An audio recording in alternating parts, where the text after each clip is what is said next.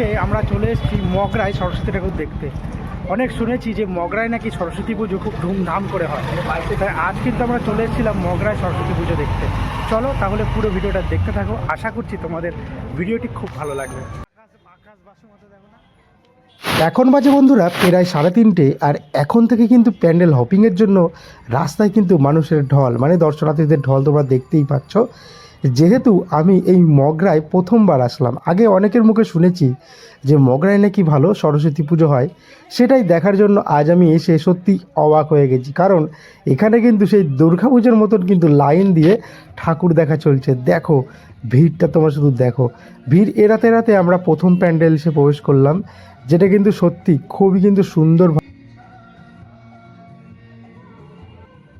কিন্তু কারুকার্যের মাধ্যমে কোনো একটা মন্দিরের আদলে এই প্যান্ডেলটি কিন্তু তৈরি করা হয়েছে, যেখানে অনেক দেবদেবীর কিন্তু মূর্তি কিন্তু তোমরা দেখতে পাবে প্যান্ডেলের উপরে। চলো তাহলে এবার আমি ভিতরে যাই এবং ভিতরে গিয়ে দেখি মা সরস্বতীর যেই মূর্তিটি সেটি কেমন বানানো হয়েছে।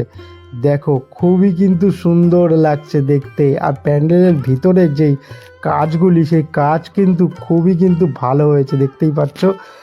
একদম কিন্তু মানে মনেই হচ্ছে না আমরা মগরায় আছি, মনে হচ্ছে দুর্গা পুজোতে আমরা কলকাতায় ঘুরছি। দেখতে পাচ্ছ কত সুন্দর সুন্দর প্যান্ডেল এখানে তৈরি করা হয়। এছাড়াও আমি শুনেছি এই মগরা ছাড়াও কিন্তু অম্বিকা কালনায়ও কিন্তু ভালো ভালো সরস্বতী পুজো হয়, মানে প্যান্ডেল বড় বড় সাইজের প্যান্ডেল কিন্তু তৈরি করে কিন্তু পুজো করা হয়। দেখো এখানে বাগদেবী দেখতেই পাচ্ছ পদ্ম ফুলের উপর বসে আছে, আর পাশে কিন্তু তার ভক্তরা কিন্তু মানে পুজো দিচ্ছে এবং অঞ্জলি দিচ্ছে। খুবই কিন্তু সুন্দর লাগছে আর কি দেখতে, অসাধারণ করেছে এই প্রতিমাটি। চলো তাহলে আর বেশি কথা বলবো না, তোমরা দেখতে থাকো ভিডিওটা।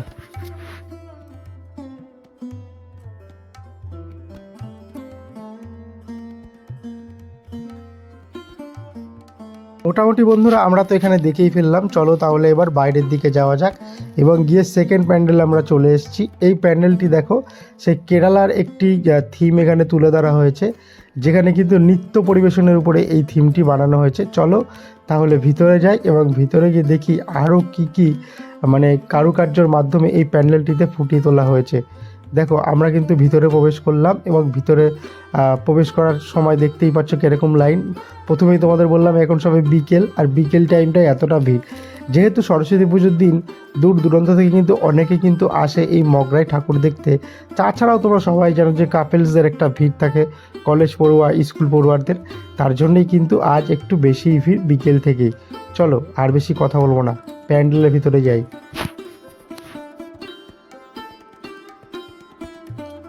বন্ধুরা প্যান্ডেলের ভিতরে কারুকার্যগুলি তোমরা শুধু দেখো, জাস্ট ওয়াও, খুবই কিন্তু সুন্দরভাবে এখানে নৃত্য পরিবেশনের যে কলাগুলি বা কৌশলগুলি সেগুলো কিন্তু তুলে ধরা হয়েছে কারুকার্যের মাধ্যমে। এছাড়াও এখানে আছে নৃত্যশিল্পীদের কিছু ফটো ফ্রেম, যেগুলো কিন্তু ওখানে আছে আর কি প্যান্ডেলের ভিতরে। তাছাড়া এখানে আছে নৃত্যের দেবতা মানে মহাদেব, নটরাজ রূপে কিন্তু এখানে একটি মূর্তি আছে। এছাড়াও আছে মা সরস্বতীর যে মূর্তিটি সেটা কিন্তু গোল্ডেন কালারের, আর দুপাশে কিন্তু ভারত নৃত্যের কিন্তু দুটি মূর্তি। আর এইটা তো দেখে আমি প্রথমে ভেবেছিলাম চন্দ্রমুখী, কিন্তু না, এটা হচ্ছে ভারতনাট্যমের একটি কৌশল, যেটা কিন্তু এই মূর্তির মাধ্যমে কিন্তু তুলে ধরা হয়েছে। ফার্স্ট টাইম মগরা এলাম সরস্বতী ঠাকুর দেখতে, ঠিক আছে।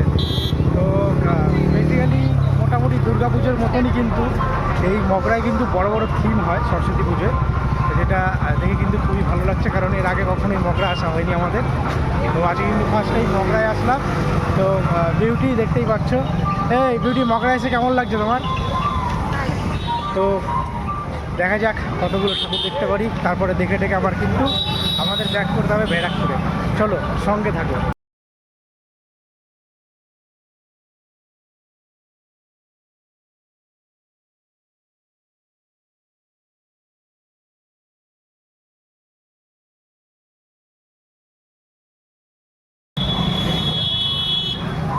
তো গাইস মগরা যেহেতু আমরা কিছুই চিনি না, ঠিক আছে, তো আমাদের একটু তো প্রবলেম হবেই, কারণ কি অচেনা জায়গা, তার কারণেই ঠাকুরও ঠিক জানা নেই কোনখানে কোথায় কি পুজো হচ্ছে।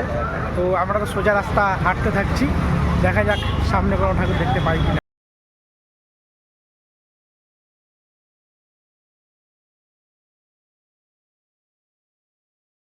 বন্ধুরা এখানে বানানো হয়েছে রাজস্থানের একটি প্যালেস, যেটা দেখতেই পাচ্ছ। আর এখানে যে প্যান্ডেলটি বানানো হয়েছে পুরোপুরি কিন্তু প্লাইউডের সাহায্যে কিন্তু বানানো হয়েছে। আর আর দেখতেই পাচ্ছ কাজগুলি যেরকম রাজস্থানের প্যালেসগুলি হয় সেরকমভাবে কিন্তু তুলে ধরা হয়েছে। আর এখানে কিন্তু মায়ের যে রূপটি সেটাও কিন্তু ওই রাজস্থানি ড্রেসের উপরেই, মানে মাকে দেখতে কিন্তু এখানে খুবই কিন্তু সুন্দর লাগছে। দেখো এখানে যে মা সরস্বতীর মূর্তিটি, তার পাশে একটি ময়ূর আছে, হাঁস আছে। আর এখানে মূর্তিটি সত্যি অসাধারণ লাগছে, খুবই কিন্তু সুন্দর লাগছিল এখানে মূর্তিটি। আমরা ওই রাজস্থানি প্যালেসটা, মানে প্যালেসের প্যান্ডেলটি দেখার পরে চলে এসেছি আরও একটি রাজস্থানি মানে প্যান্ডেলের কাছে। দেখতেই পাচ্ছ পুরোপুরি কিন্তু রাজস্থানের যেই পরিবেশ সেটা কিন্তু তুলে ধরা হয়েছে এই প্যান্ডেলের মাধ্যমে। আর এখানে যে নৃত্য কৌশল, রাজস্থানি যে গান গাওয়ার একটা কৌশল থাকে, সেটাও কিন্তু প্যান্ডেলের সামনে দেখানো হয়েছে। ঠিক আছে, মানে এই প্যান্ডেলগুলি সব কিন্তু ওই স্টেশন চত্বরেই, মানে পরপর কিন্তু আছে এই প্যান্ডেলগুলি। আর এর ভিতরে যখন আমি প্রবেশ করলাম, মানে প্যান্ডেলের ভিতরে, সত্যিই কিন্তু আমি অবাক হয়ে গেলাম। মগরা এসে প্রথমবার আমি এরকম কিউট বেবি সরস্বতী ঠাকুর কিন্তু দেখতে পেলাম সামনে। দেখো এখানে কিন্তু বেবি সরস্বতী বানানো হয়েছে, যেটা কিন্তু খুবই মিষ্টি লাগছে সামনে থেকে দেখতে। দেখো মানে অসাধারণ সুন্দর লাগছিল দেখতে। আমি ভাবিনি যে প্যান্ডেলের ভিতরে মানে এই যে ট্রেন্ডিং যে বেবি সরস্বতী, বেবি মা কালী, বেবি দুর্গা বানানো হচ্ছিল, সেটা কিন্তু আমি মগরা এসে দেখতে পাবো। মানে দেখো খুবই কিন্তু অসাধারণ সুন্দর লাগছে দেখতে। দেখো খুব মিষ্টি লাগছে কিন্তু মায়ের মুখটি, দেখতেই পাচ্ছ। চলো তাহলে তোমরা দেখতে থাকো ভিডিওটা। বন্ধুরা এখন আমি যে গলিটিতে প্রবেশ করেছি, এখানে কিন্তু পুজো মণ্ডপ কিন্তু অনেক কটি আছে, মানে মাত্র 5 মিনিট থেকে 3 মিনিটের হাঁটা পথে এক একটি পুজো মণ্ডপ।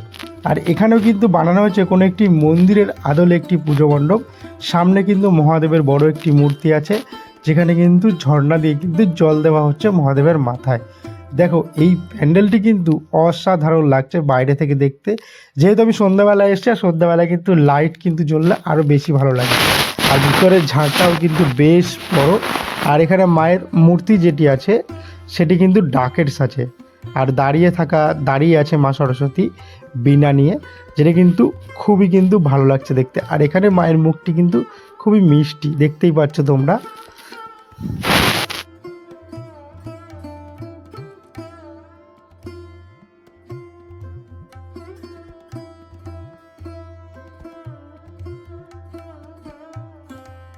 বন্ধুরা যেহেতু বললাম 5 মিনিট হাঁটা পথে, তো 5 মিনিট হেঁটে আরও একটি প্যান্ডেলের সামনে আমরা চলে এসেছি, কাশী বিশ্বনাথ। আর এখানে কিন্তু পুকুরের মধ্যেই কিন্তু বানানো হয়েছে কাশী বিশ্বনাথের একটি দৃশ্য, তোমরা দেখতেই পাচ্ছ। দেখো দেখো শুধু প্যান্ডেলটি, মানে মানে তোমাদের কি বলবো, যে সরস্বতী পুজোতেও যে এরকম বড় বড় প্যান্ডেল হয়, সেটা আমার লাইফে প্রথমবার কিন্তু আমি দেখছি এই মগরায়। ঠিক আছে, আমি দেখেছি কালী পুজোতে বারাসাত, দুর্গা পুজোতে কলকাতা, যেমন কল্যাণীতেও হয় দুর্গাপুজো ভালো, ওখানেও দেখেছি। বাট মগরায় যে সরস্বতী পূজা এত ভালো ভালো প্যান্ডেল হয়, তার সাথে যে মায়ের রূপগুলি বিশাল আকারের, সেগুলোও কিন্তু দেখতে খুবই কিন্তু ভালো লাগছে।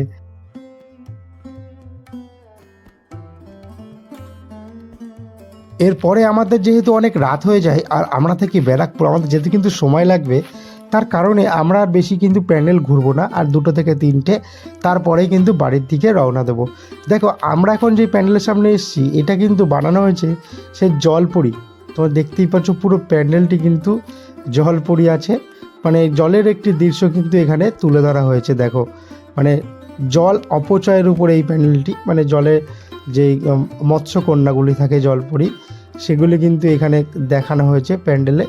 দেখো পুরো প্যান্ডেলটি কিন্তু জলপরি, দেখতেই পাচ্ছ তোমরা, মৎস্যকন্যা কিন্তু আছে।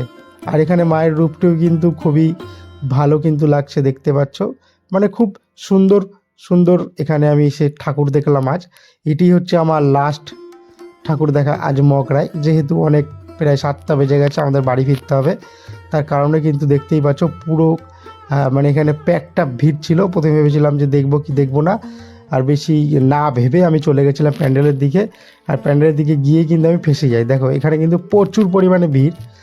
আর এখানে কিন্তু বানানো হয়েছে সেই জয়পুরের একটি প্যালেস, মানে দেখতেই পাচ্ছ উপরে পাহাড়। আর এখানে কিন্তু মানে প্যান্ডেলটি কিন্তু খুবই কিন্তু বড়, বিশাল আকারের একটি প্যান্ডেল বানানো হয়েছে। মানে তোমাদের প্রথমে বললাম যে সরস্বতী পুজো এরকম বড় প্যান্ডেল ভাবা যায় না, যেটা শুধু মগরায় কিন্তু হয়। যদি তোমরা কোনো বছর সরস্বতী পুজোতে ঘুরতে চাও তাহলে কিন্তু মগরায় এসে কিন্তু একবার ঘুরে যেতে পারো সরস্বতী পুজোতে। দেখো এখানে হচ্ছে সুবর্ণ জয়ন্তী এইবারে এই ক্লাবের, এখানে কিন্তু বানানো হয়েছে জয়পুরের একটি প্যালেস, যেটা কিন্তু বিশাল আকার। চলো তাহলে ভিতরে যাওয়া যাক। এখানে কিন্তু লাইনে আমার প্রায় 40 মিনিট খেয়ে গেছিলো, কারণ এখানে কিন্তু প্রচুর লাইন পড়েছিল ঠাকুর দেখার জন্য। ভিতরে গিয়ে প্রবেশ করলাম, ভিতরে দেখি আমার অযোধ্যা, তোমরা দেখেছো অযোধ্যা রামলালার মূর্তি, ঠিক কিন্তু সেইভাবেই কিন্তু এখানে মায়ের মূর্তিটি কিন্তু বানানো হয়েছে।